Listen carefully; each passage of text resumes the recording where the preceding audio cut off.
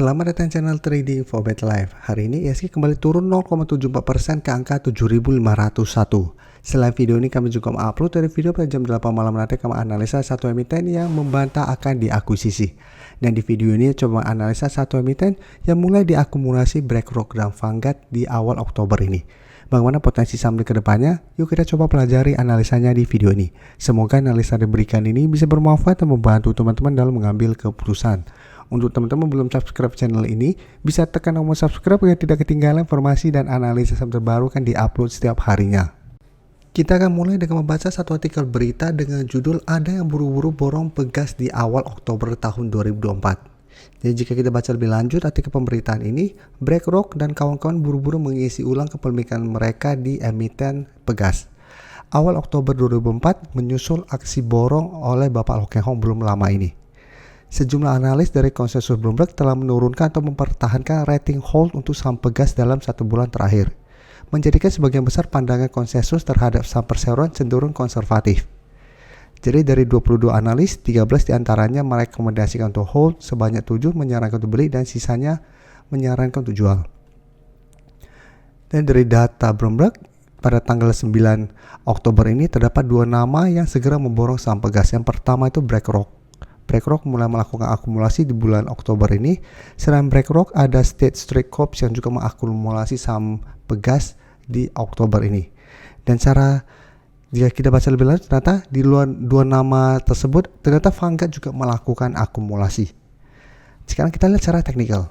Secara teknikal jika kita perhatikan, Pegas saat ini masih sideways. Sebelumnya sempat berada di bawah garis EMA 150, sempat menyentuh sekitar 1440, tapi Pegas bisa bangkit dan rebound.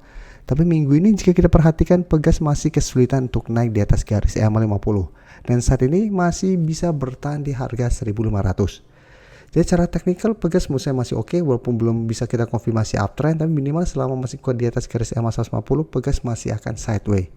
Dan jika kita perhatikan pada perdagangan hari ini untuk Pegas, asing kembali keluar. Dan dalam beberapa minggu ini asing masih terus keluar dengan jumlah lumayan besar.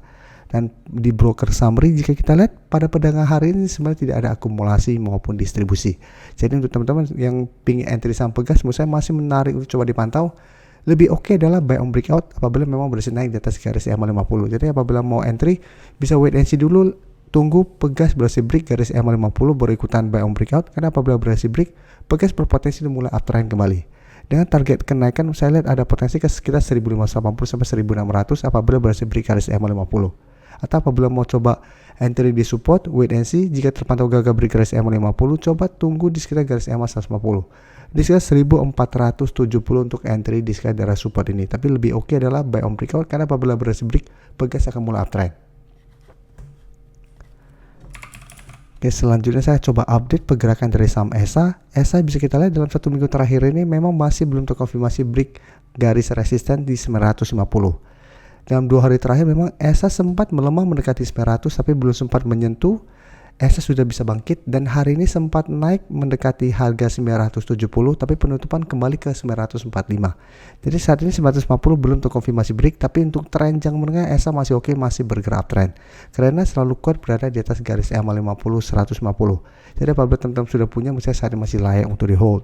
Dan bisa kita perhatikan untuk broker summary untuk ESA saat ini, asing terpantau 1 minggu ini masih keluar. Tapi di broker summary kenaikan 1% lebih ini masih ada akumulasi.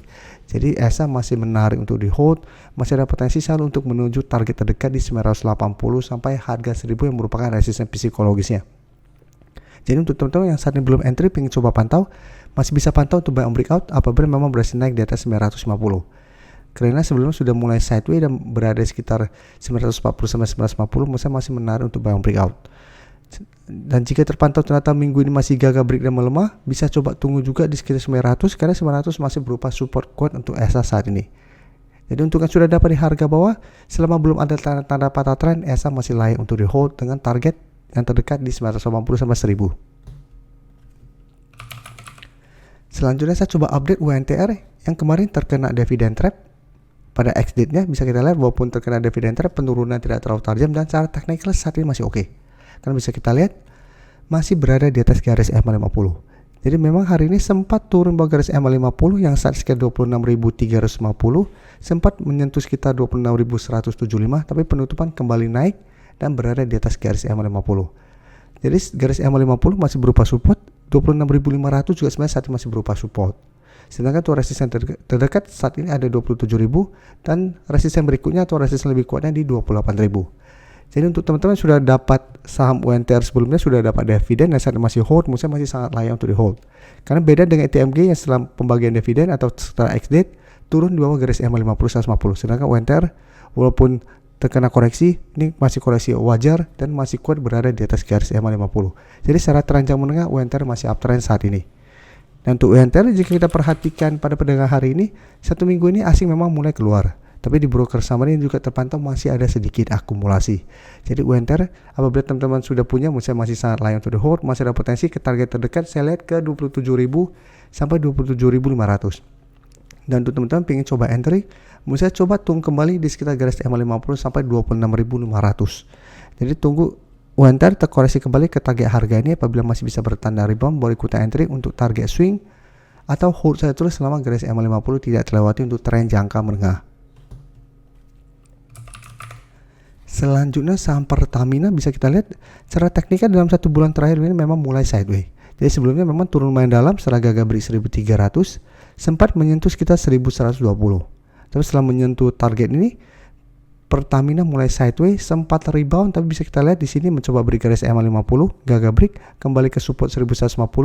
Hari ini Pertamina berhasil naik kembali 3% lebih ke 1165. Jadi kembali mencoba untuk break garis EMA 50. Dan menariknya candle hari ini solid dibandingkan dengan candle sebelumnya pada saat mencoba break garis EMA 50. Dan jika kita perhatikan di broker summary untuk saham Pertamina, asing hari ini mulai masuk. Walaupun memang jumlah tidak besar, dan jika kita lihat broker summary kenaikan 3% lebih ini masih ada akumulasi dengan jumlah lumayan besar.